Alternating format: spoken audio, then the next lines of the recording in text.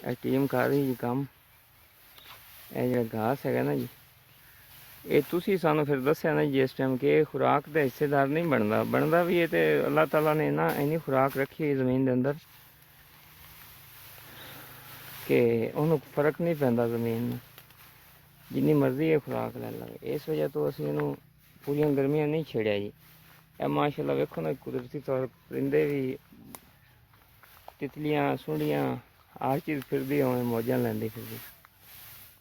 ਤੇ ਹੈਲਥ ਮਾਸ਼ਾਅੱਲਾ ਬਹੁਤ ਅੱਛੀ ਹੈ।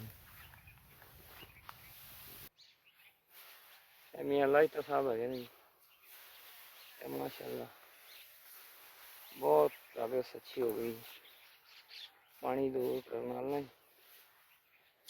ਉਹ ਅਸੀਂ ਤਾਂ ਅਸਫ ਸ਼ਰੀਫ ਸਾਹਿਬ ਇਹ ਹੀ ਕੀਤਾ ਨਾ ਜੀ ਕਿ ਇਹ 15 ਬਾਈ 15 ਤੇ ਲੱਗਿਆ ਹੈ ਨਾ ਜੀ। ਇਹਦੇ ਦਰਮਿਆਨ ਦੇ ਵਿੱਚ ਨਾ ਜੀ 4 ਫੁੱਟ ਦਾ ਇੱਕ ਚੈਨਲ ਪਾਣੀ ਦਾ ਬਣਾਇਆ ਹੈ ਤੇ ਬਾਕੀ ਪਟੜੇ ਬਣਾ ਦਿੱਤੇ ਨੇ ਜੀ। ਉਹਨਾਂ ਪਟੜਿਆਂ 'ਤੇ ਮਲਚਿੰਗ ਹੋ ਰਹੀ ਹੈ।